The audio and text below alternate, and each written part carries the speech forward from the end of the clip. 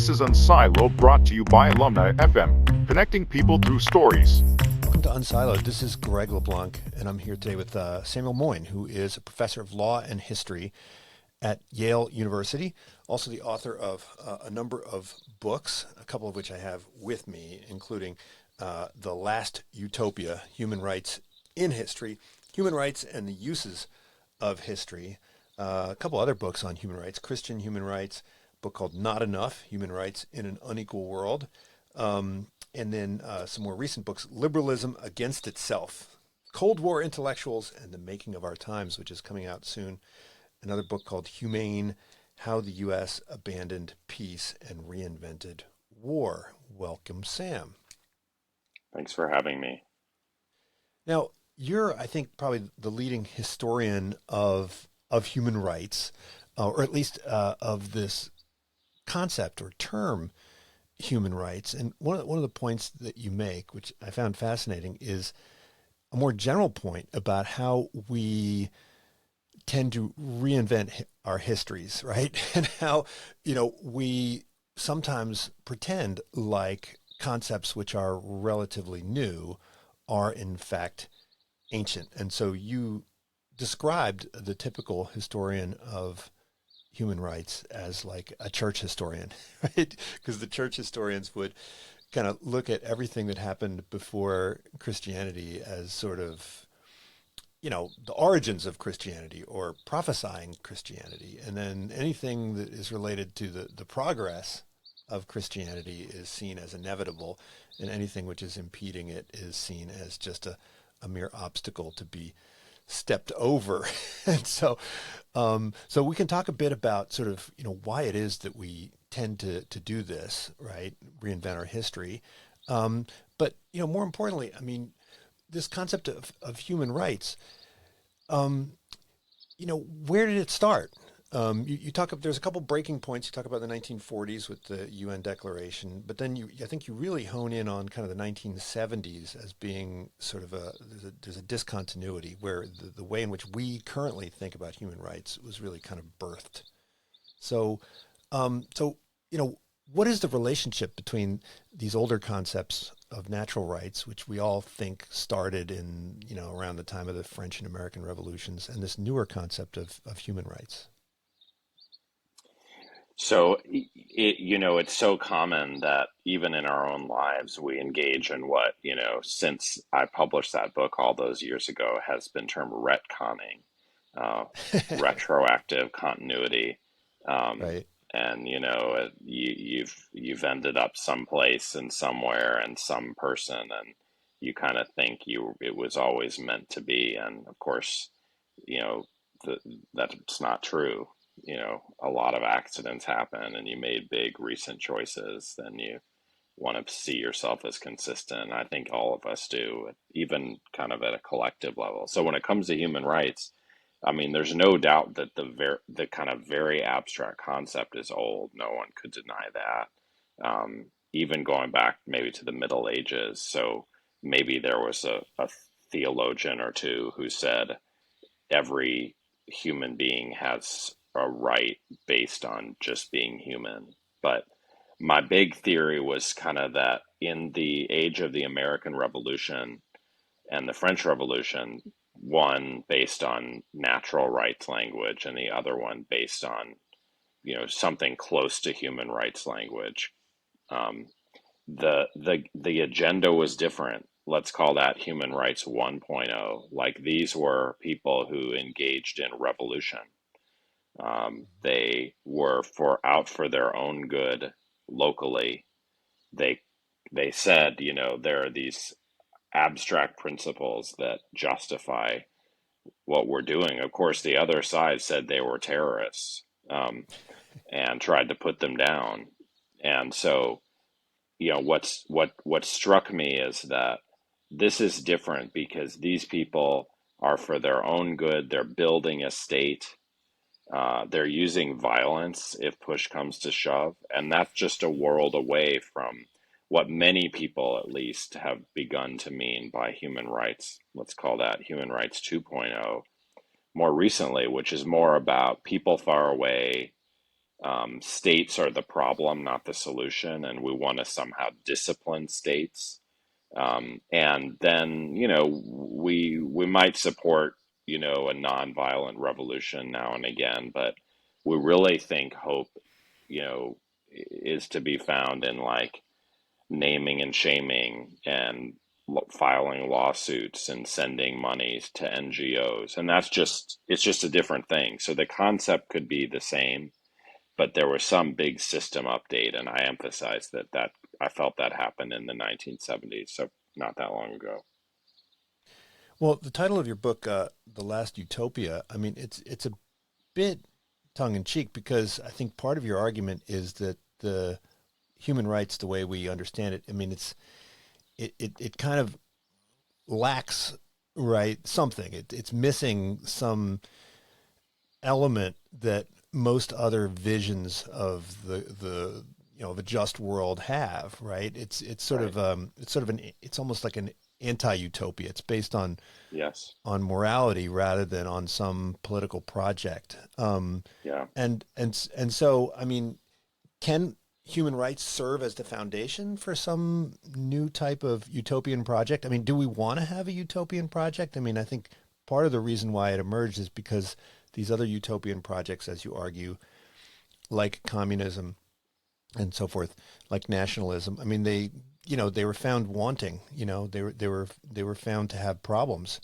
So, I mean, do is there something about a utopian project that's necessary in order to kind of get us the kind of society that we're looking for, or Right. is it sufficient to simply have this morality based uh, ideology? Yeah. I mean, I think people can agree to disagree on that. I think I look out at the world and, it seems like we have either utopia or dystopia. And, in all our fictions, we have nightmare and, post-apocalyptic scenarios, which, maybe those are old, but they're just so ubiquitous now. And climate change, um, and what people call threats to democracy. And it seems like I would prefer to think that we need to kind of go big in the direction of calling for a better world beyond these nightmares. Um, I want to clarify that when I used the notion of kind of like um, you know, human rights as just appealing to morality, that was like what they said in the Hmm. 1970s for various understandable strategic reasons. Like they were scared of utopias, which were supposed to themselves bring nightmare in their wake, or if they were in Eastern Europe or Latin America where there was new dissidents associated with human rights, they didn't have any card to play other than saying they were for morality, not for kind of changing their regimes, which they thought could never work. So it was like a political strategy that denied that it was utopian and or even political. And so maybe we can't really kind of get out of laying out some kind of controversial vision for the future, locally, globally. And, I guess my trouble with human rights is that they've become really popular in this world where we've been more hesitant to do so. And, we've claimed not to do so while trying to advance our agendas, even so. And it's somehow not working out too well or not well enough. So, but there could be debate. I mean, I think there are a lot of people who see the coming of nightmare scenarios and say that's the last time to start calling for people to get rowdy again as they were in the American and French Revolution or in the era of decolonization. And that's understandable, but usually it means they're privileged and rowdiness would more threaten them than give a lot of other people, better chances than they have now. Now, and I think in our memory, our historical memory, I think most people would take the notion of human rights and point to the immediate post-war period as the place where this concept really took root, Yeah. right? In reaction to Yeah. the Holocaust, and also, because of anti-colonial movements and civil rights movements in the United States. Right. So, why is it, I guess, only partially accurate to point to that period as the Yeah. wellspring of this new notion of human rights? I mean, that's what I thought too. The 40s were where, you know, not just the bodies were buried, but the kind of big response in the form of human rights ideology and politics came. And because that was the kind of dominant narrative when I was, young in the 1990s. And then I kind of looked into it, and something didn't add up. So, for one thing, I kind of dismissed immediately that the Universal Declaration or human rights discourse could have been a response to the Holocaust, which was like a very widespread idea in the 90s, because it didn't seem as if there was much evidence to support that idea. Actually, most historians think that Holocaust consciousness and concern took an incredibly long time, decades, to arise. And so, like, once you get to the 1970s with these dissidents and so forth, maybe the Holocaust memory matters then. But I think the 40s is too early to think that there was like an immediate response to the most horrible things Nazis did. Certainly, people, after the Nazis were beaten, all said we should never let that happen again. But they meant a lot of different things. You know, Hitler's henchmen were tried at Nuremberg mainly for starting aggressive war, not for their atrocities. And so a lot of people were against having another world war. And there were a lot of non-Jewish victims of totalitarian regimes, obviously, and they were more likely to survive. So they had their visions of the future. Um, I guess, what struck me overwhelmingly is that when we look back at the 40s, people had experienced the Great Depression and the World War, and they wanted, a fair society and kind of abundance without war. And maybe for some people, the Universal Declaration was about that. But I think, other things were too, like the New Deal or the welfare state, or in England, the National Health Service, or, other places like communist countries building socialism, or the post colonial world building socialism, which very often, even when they weren't communist, post colonial leaders said they were for. So I began to see that actually the Universal Declaration in 1948, which certainly the UN passed, it's not nothing, was kind of a dud. And especially once the Cold War started, which was like right before the Universal Declaration, most people in the world understood that like they couldn't rest content with like gauzy morality like in the Universal Declaration. The world was in a war again over which hegemon to back, or to try to be neutral. And there just wasn't a lot of mobilization around human rights. So it was kind of like neither nor. There wasn't revolutions in the name of rights, like in the American and French Revolution, and there wasn't the new human rights 2.0 kind of ordinary people lighting candles, writing letters, filing lawsuits in the name of human rights. And so it's like a period in between. So on decolonization, I think it allows us to make this point pretty neatly, because it seems like the decolonizers around the world are like the last gasp of the American and French revolutionary model, human rights 1.0, if you want to call it that. What I mean by that is that, they want their own freedom. They are trying to throw off what they see as despotism and empire, just like America did in 1776. And they pick up guns if they need to. Um, and so it's kind of the last gasp. A lot of colonial powers in 1948 were among the 50 odd states that voted through the Universal Declaration. But within 2 decades, there were close to 200 states. And that wasn't caused by human rights. It was caused by revolutionary nationalism. And that's what kind of disappeared, and human rights has taken its place in the meantime. Now, the human rights movement, the modern human rights movement, seems to have been birthed in the ashes of disillusionment, right? And I think you point to 68, right? And the Prague Spring as sort of a defining moment, right? Which really forced a lot of people to rethink their previous political commitments. Can you kind of walk us through that process and some of the seminal figures there and how they Absolutely. reconceptualized their political activism? Yeah, I mean, I think we've got so many actors, but there are some kind of really important ones.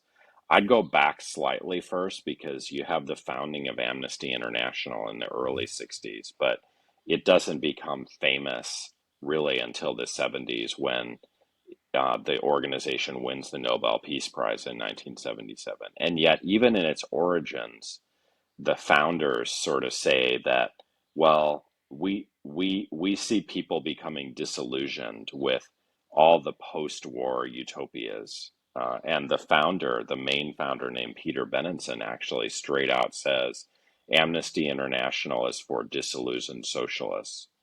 Now, meanwhile, behind the Iron Curtain, um, socialists have been disappointed with communism since, the Russian Revolution. So for 5 decades by that point, but they have always called for kind of doing better with communism, reform communism, or what many called socialism with a human face. So they're not disillusioned yet. They're trying to update socialism. And yet, the Prague Spring, I think, when the Soviets sent tanks in to crush a kind of attempt to have a better socialism, convinces people that it's not going to happen. The Soviets won't tolerate it. And so many of the earliest dissidents behind the Iron Curtain sort of have learned that lesson, and they turn to morality because they don't see a way of beating communist regimes except by claiming not to oppose them. And they say, look, you yourself ratified this human rights treaty. You published it in Pravda. How can you not live up to it? And it sapped their goal was to sap legitimacy from a regime they didn't think they could overthrow or reform. Then you get, another group of people, let's say in Latin America, um, about the same time. Take Chile, Salvador Allende, basically attempting the same thing, socialism with a human face, democratic socialism. In this case, the Americans won't allow it, and essentially connive to overthrow that project. It's like a mirroring thing, and I think a lot of Latin American activists say, "Well, we can't win in this hemisphere." Especially once America starts backing authoritarian right wing regimes, unless we appeal to some seemingly neutral moral principles. And so they begin to found human rights movements. Also, Roman Catholics are involved. So those are big events. And then I think you get a lot of other forces. I mean, I think Americans are really interesting in this story because they've supported Vietnam. The Democrats started the Cold War, Harry Truman. The Democrats started Vietnam, JFK and Lyndon Johnson. And they're just embarrassed after 1973, 5, and they elect Jimmy Carter, who says we need to atone. We need to kind of wash ourselves of our sins. And the way we're going to do it is by having a foreign policy based on human rights. Really, first kind of leading statesman who'd ever said so. The Universal Declaration didn't cause people to do it. Jimmy Carter did. And so you get a lot of people like in across the North Atlantic who um, don't believe in socialism, don't, themselves, never did, don't any longer, they're cutting their hair after the 60s, they're growing up, and they join human rights as a kind of more modest cause, or they support, politicians like Jimmy Carter who say our states, the wealthy and powerful states, will export human rights rather than, war. And so all of these things come together in a kind of like incredible, I think, big explosion. And human rights begins to be talked about really way, way more than anyone had ever talked about human rights ever. Now, I think there was sort of a Christian strand throughout this. I think some of the folks involved in Amnesty International were Quakers, right? And you talk a lot about Totally. the Catholic Church, and I'm guessing that a lot of the Catholic Church's involvement had to do with support for Catholic opposition within the Soviet bloc, but also, I mean, Jimmy Carter was an evangelical Christian. So, you know, were some of the roots onto which the human rights movement was grafted? Did they have their origins in different strands of Christianity? For sure. I mean, it really, and no matter how far back you go, I mentioned these medieval theologians. So somehow Christianity deserves credit for, making possible the basic idea. Um, and it didn't take off, but there's some connection there. Um, and yet it's pretty interesting that um, after the French Revolution, when the French do things like, take all the church's lands, um, the the the idea of human rights got kind of associated with secularism.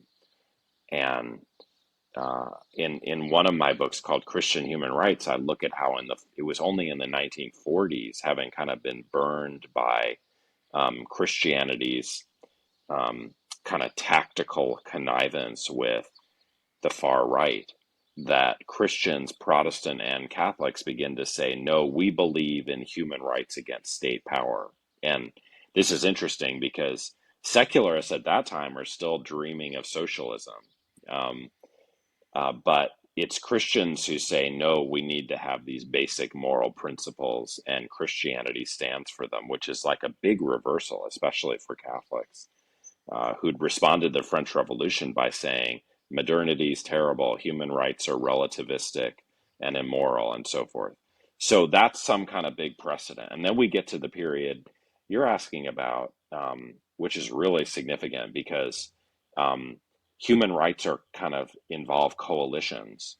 Um, and in Eastern Europe, um, especially in a place like Poland, um, the the church and the left both have different reasons for opposing communism, but the left, having been chastened by, you know, the Prague Spring, sort of says, well, we can't just mindlessly oppose the religious who could join us in morally criticizing this regime. So someone like Adam Michnik writes a famous book called The Church and the Left, saying we have to get along in order to be dissidents together. In certain places in Latin America, you see the same thing, where um, kind of even people who had been far left, kind of revolutionaries, and are sent into exile by authoritarian regimes, sort of say we need more people, and if we have to join with the people spreading the opiate of the masses, Roman Catholicism, we'll do it because we'll have kind of a bigger tent. And of course, then John Paul II is elected, and he's kind of uses human rights and helps make them famous because of his deep concern with communist depredations behind the Iron Curtain.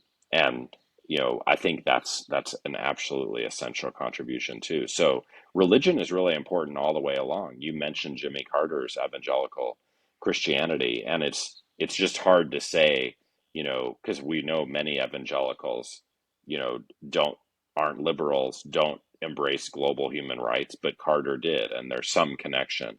So we can't say that Christianity always leads to human rights. Often it leads to opposing human rights. But at various pivotal moments, there's a connection which we have to recognize. Now, I think you mentioned in the book there was a meeting of congressmen at some point where they said, I'll oppose your bad guys if you Yes. oppose my bad guys, and Yeah. so the idea of a foreign policy built on human rights is that it means that there's going to be some allies that you have to oppose as much as enemies. Correct. And I think in the 1970s with the Pinochet regime, I mean this created some difficult decisions for American foreign policy makers. And Correct. I guess during the Reagan administration it became more pronounced. What can you describe some of those tensions and in American foreign policy and how we make sense of those? I mean, do we cherry pick our human rights violations Right. in the implementation of? Is it possible to have a human rights based foreign policy that doesn't distinguish between allies and enemies? Well, not so far, but it's not like an on or off switch. And I see this revolution in the 70s as leading to the struggles of our time, where it's not like um, even-handedness ever materializes completely, or therefore that charges of hypocrisy aren't possible. Um, but to be hypocritical, you have to have some moral norms. And I think before Vietnam, I think there was just no question that a kind of hard bitten realism prevailed. I mean, there were big moral norms like freedom that we said we were propagating as Americans, but we would ourselves, break a lot of eggs to make the omelet of freedom, and a lot of people died. And we supported a lot of unholy forces, kind of without a second thought. And I think what changes after the 70s is that it becomes possible to have this debate um, about means and ends, and about compromises that soil us and maybe ought to be rethought. Now that doesn't mean that like either side is ever transcends hypocrisy, especially when they're politicians who are professional hypocrites. They have the regimes they favor because they're on the left or right, and the ones they look away from. But it's what's significant to me, I guess, is that um, you know the debate shifts in a serious way, and the fact that someone like Jeane Kirkpatrick, who became Ronald Reagan's ambassador to the United Nations, has to develop this theory of how it's okay after 1980 and this human rights revolutions to support authoritarian regimes while bitterly condemning, communist ones, on the grounds that authoritarian ones will evolve into democracies, whereas totalitarian ones never will. It kind of testifies to the fact that she had to come up with something, some argument for returning to like what Americans used to do, which was like support their allies. Now we still do. I don't want to list any controversial examples, but Israel, Saudi Arabia, wherever. And uh, you know, um, right now, Joe Biden is hosting Narendra Modi, which is causing a lot of consternation among people who brand him a fascist. So I'm not taking sides, but it's just really interesting that those debates don't disappear, but in a way they become possible in the first place because Jimmy Carter says we have to have a moral foreign policy and never just embrace our allies because friends are friends. Now, in terms of the where this movement of human rights came from, I mean, partially it's academia, partially it's foreign policy circles, but you point to the role of some of these NGOs like Amnesty International, right? And there are others. Um, where did the intellectual movement gain its traction? I mean, was it in these kind of NGO circles, the people who were sort of outside of the political system, or was it inside the political system that these ideas began to develop? Well, I think as in most cases, politicians don't lead, they follow, and you have a certain kind of social movement that arises. Now, there have been so many social movements in world history. So what interests me is kind of looking at what kind is this, who's in it, who's not in it, what are they for, what are they not for? Because we can think of other social movements, and this one, starting with amnesty is very different. Um, it's not for excessively controversial things like peace rather than war or socialism rather than capitalism. It says, at least can we get the powers that be, states, to adhere to just the elemental decent principles like letting people talk and not throwing them into jail, not torturing them once they're there. Now, today, ironically, human rights has expanded to include social provision and even more newfangled things than that. But in the origins, um, I think it consisted not of a mass movement by any means, but a kind of um, a kind of significant group, mostly of relatively well-off people across the North Atlantic, who kind of see the world as a vale of tears. They think, communism isn't going anywhere. Decolonization has gone south in a kind of moral sense. The world is now populated not by empires, but by homegrown despots. And America has tarnished itself too. The Cold War has made everyone look bad. And so I think these are people who are kind of like, they're interested in like a pure cause where at least this cause won't do any damage. And like, this is amazing to me, I get the appeal of a cause where you would kind of, save the world one person at a time. That's what human rights activists said they were doing. But this same founder of Amnesty International, um, says at one point to a friend, I actually don't care if my activist followers help people, because that's not the point of Amnesty International. It's to give people something pure to believe in again. Hmm. And I just found that to be an amazing kind of testimony to where activists had been led. Um, Hmm.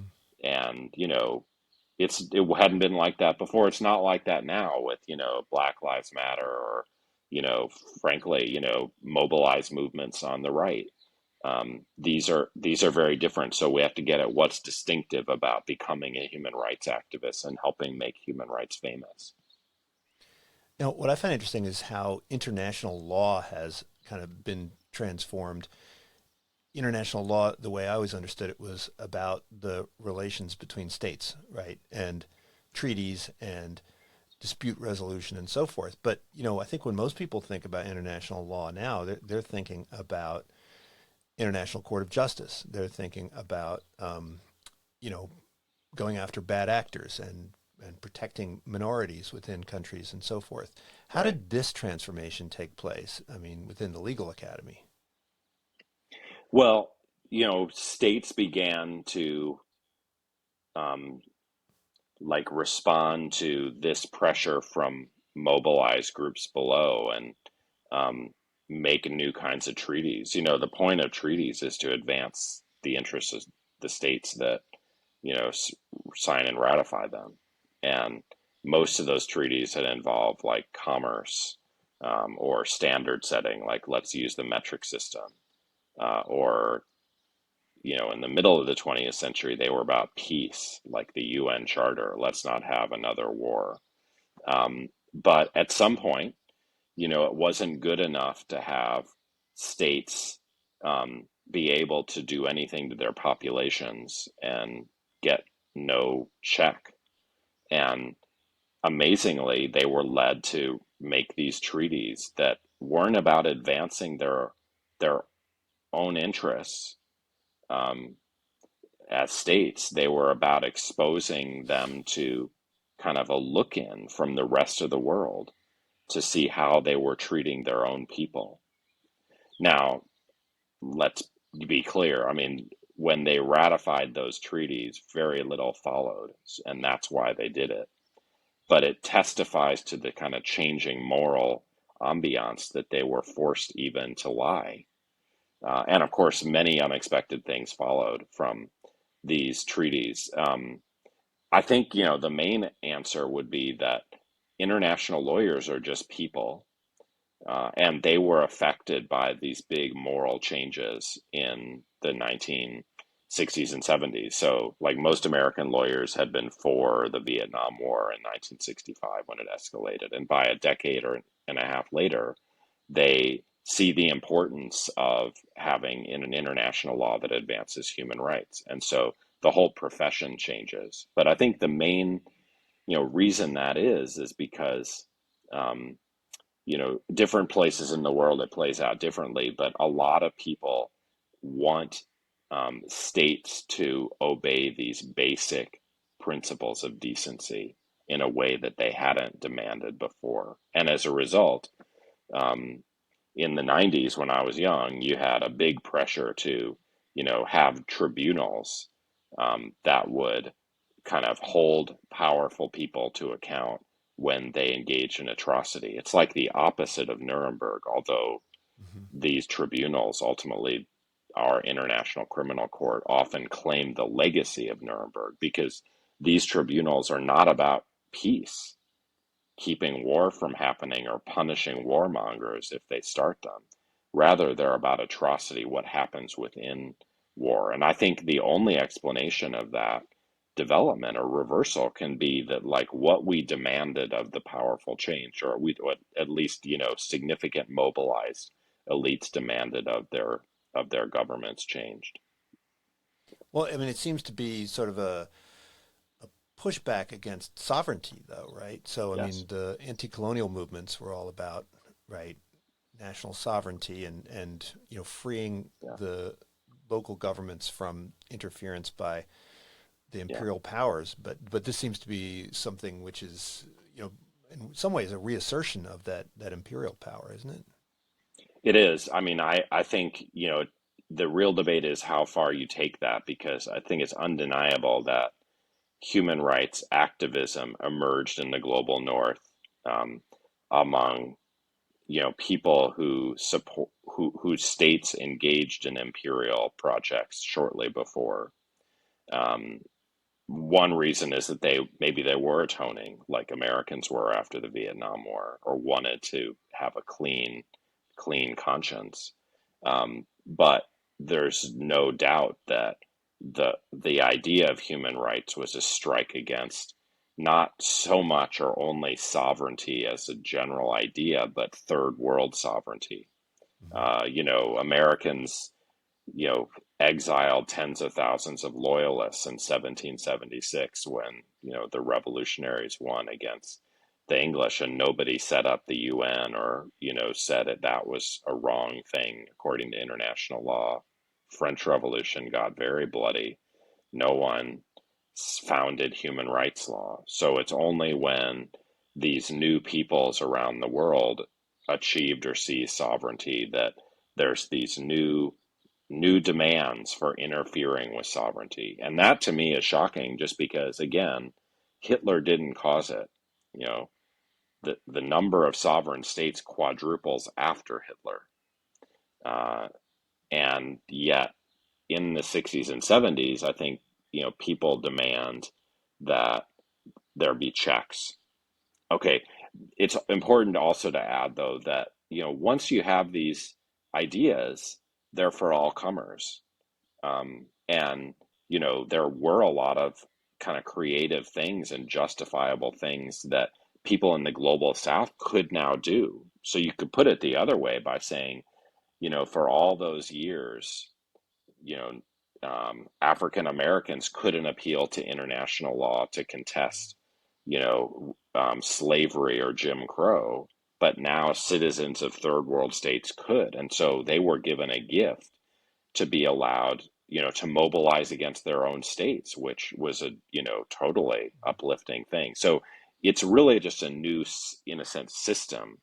And does it have a kind of, neo-imperial um, air? I think so, just because, human rights activism is still, dominantly funded out of northern capitals, and human rights can be excuses for our governments to invade their governments, never the other way around. But we shouldn't understate what these tools can do for all comers, especially when they don't have other kinds of recourse against their own governments.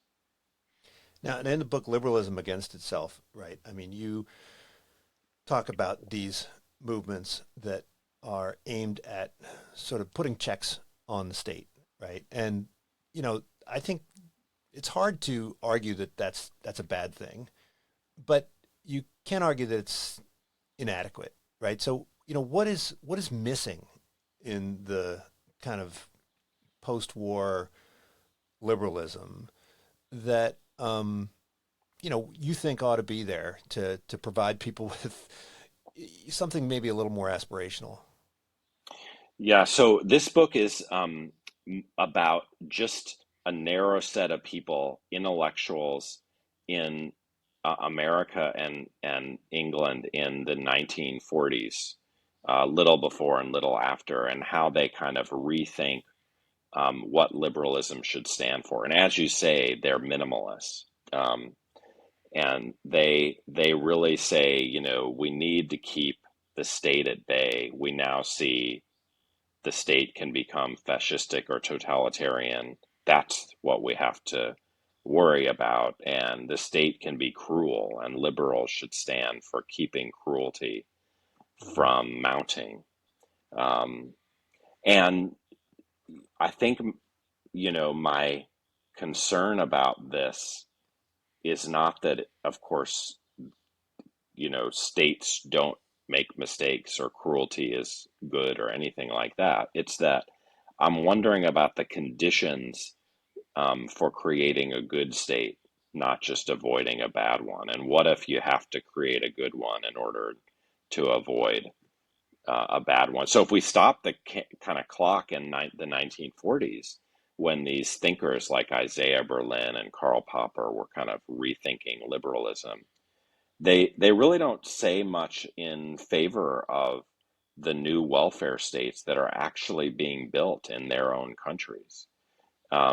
And they come close in a way, although they're never identical, with those economic liberals we call neoliberals, who have really defined the last 50 years by um, rolling back the state, calling for austerity and tax reductions on the wealthy.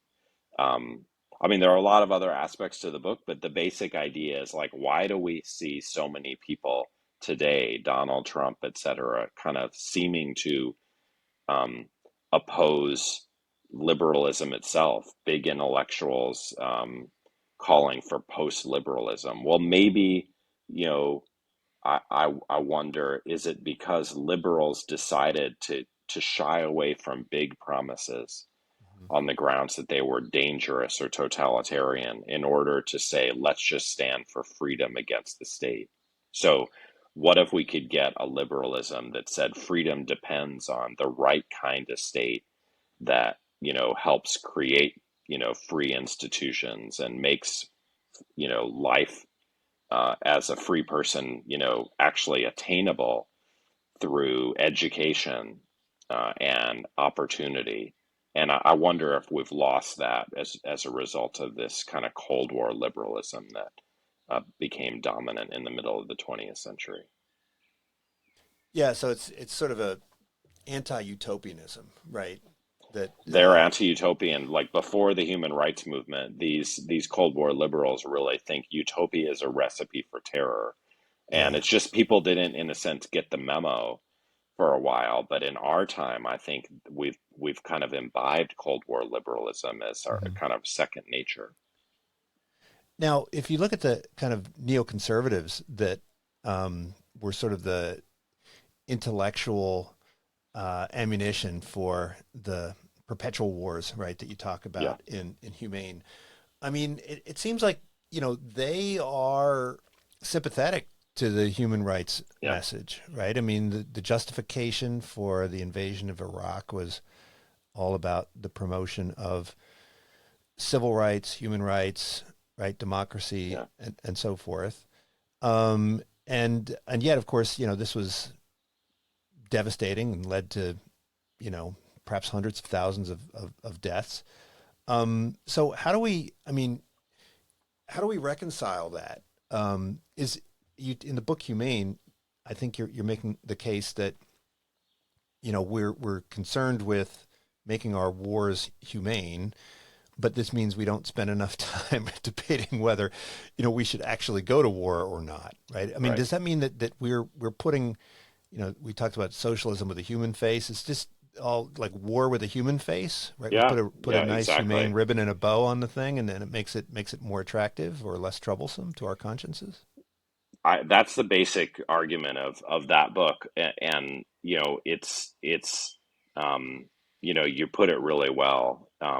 There, I'm trying to show something kind of parallel to what we talked about before. Now, it's not that like the anti-war movement dies and human rights takes its place, but within the domain of regulating war, the anti-war movement, like the concern with aggression at Nuremberg before, it gives way to, projects of making war less brutal.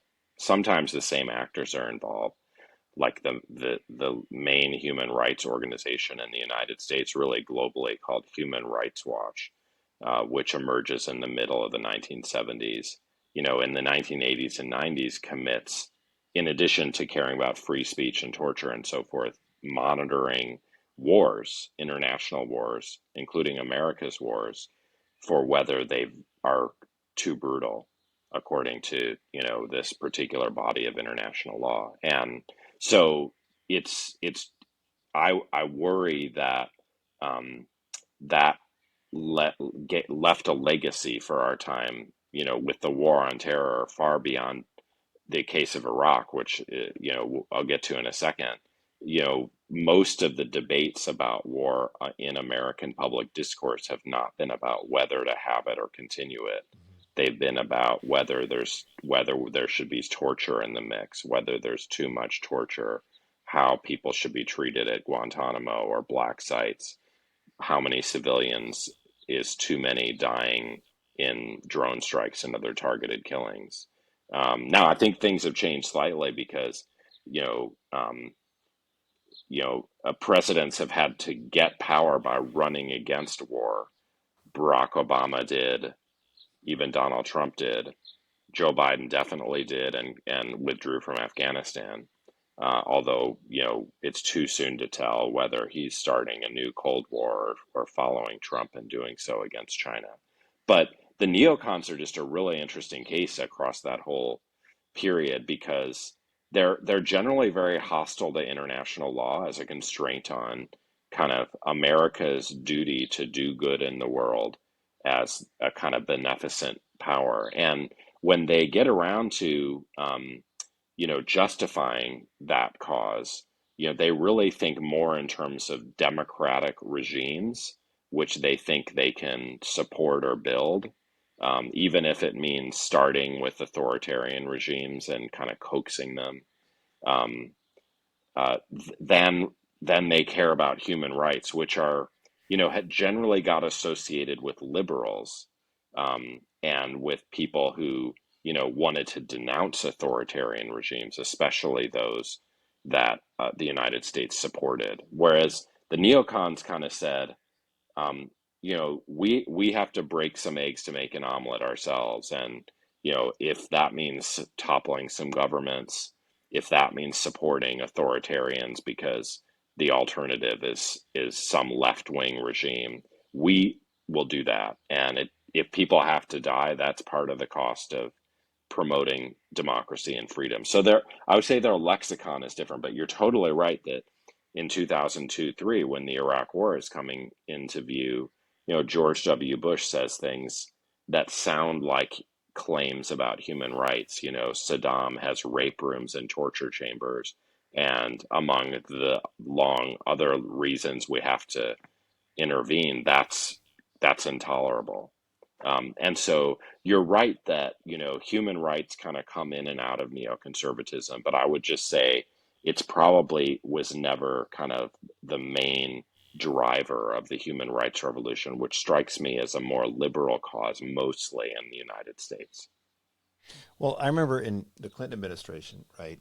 With the what happened in Rwanda and what happened in Sarajevo. I mean, there Yeah. were people on the left who were very critical of Oh, yeah. the Clinton administration for failing to intervene, Oh, yeah. right, to prevent the Holocaust in both those places. And ultimately, right, Correct. it resulted in intervention in Kosovo and so forth. And so, I mean, in the case of Kosovo, I mean, it was relatively uncomplicated, right? And I suppose if you could surgically intervene to protect people from brutality and oppression, then I don't think you'd find very many people who would, um, oppose it.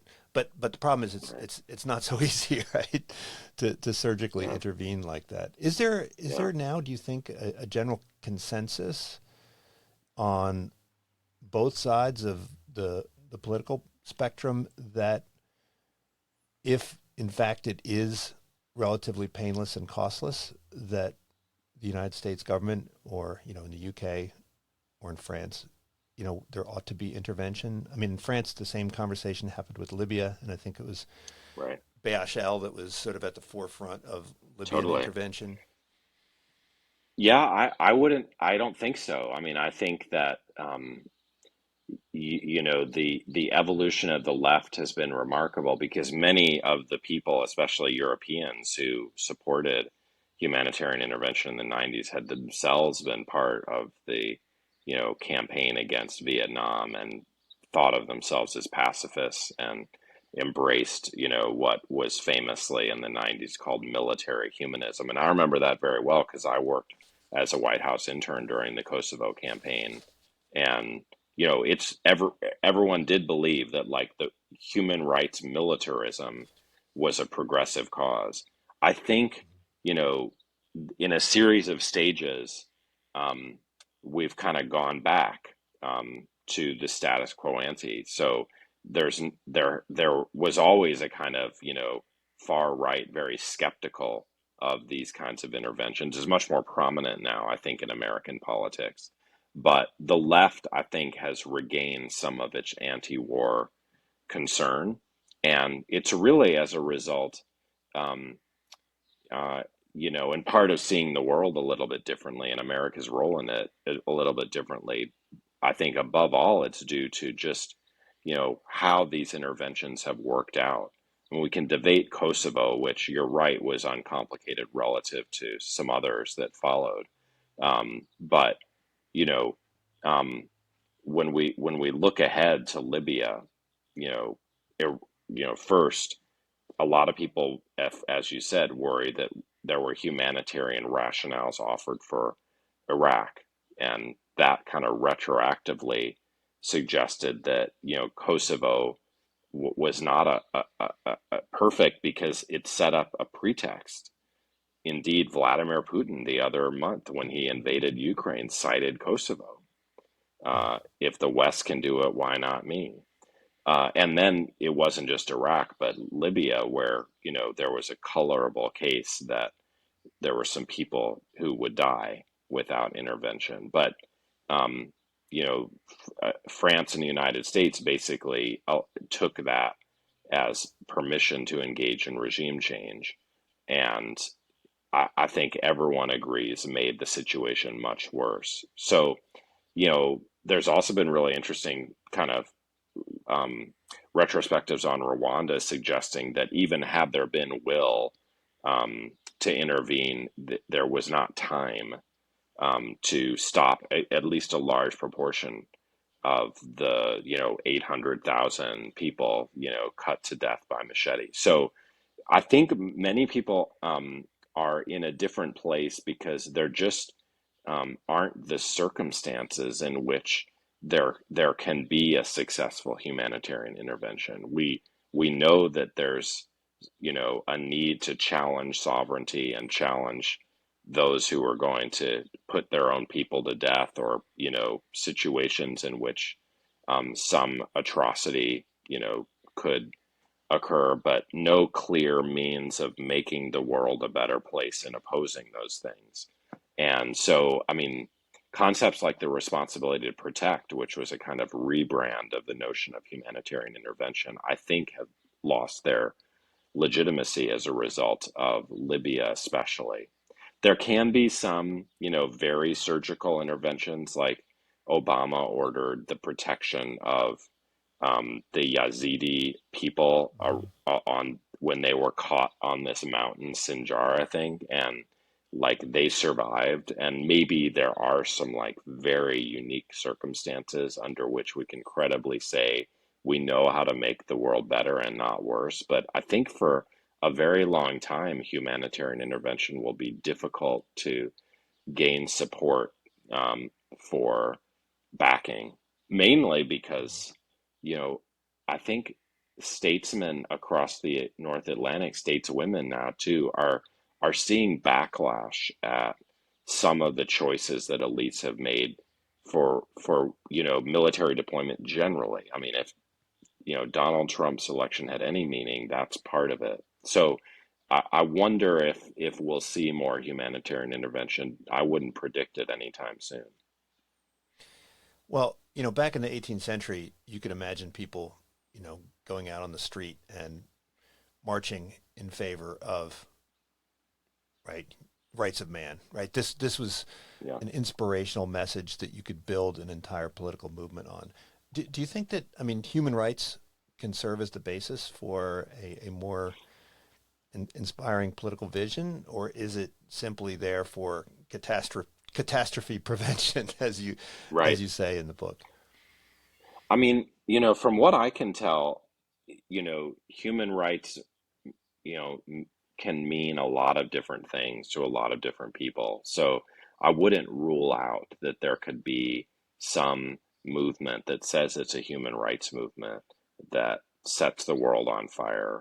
Um, and after all, I'm claiming that Human Rights 1.0, revolutionary human rights, did so.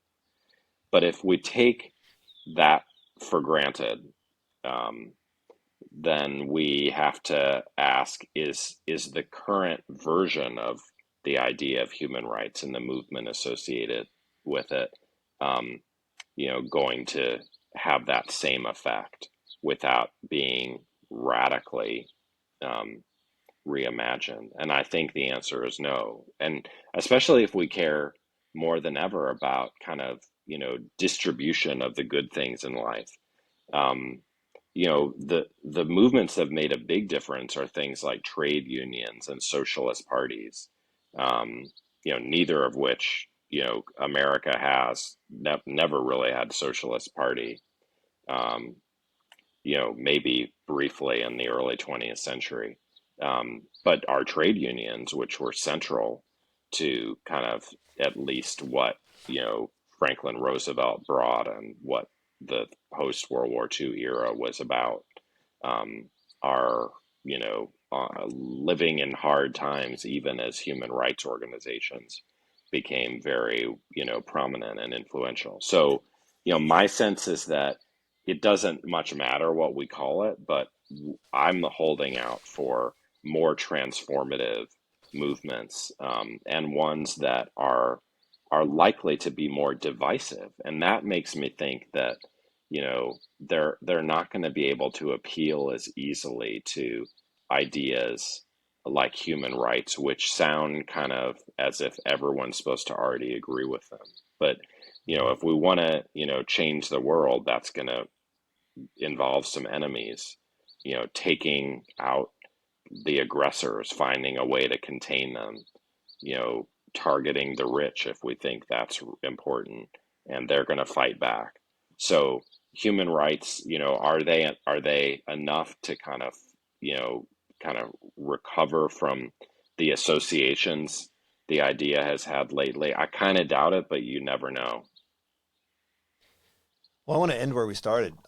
You said that you quoted Croce, who said all history is contemporary history, and you also quote Mark Bloch, right? You talk about I guess you're paraphrasing him, but you're saying a lot of historians ransack the past in order to provide some kind of origin story for where we are in the present.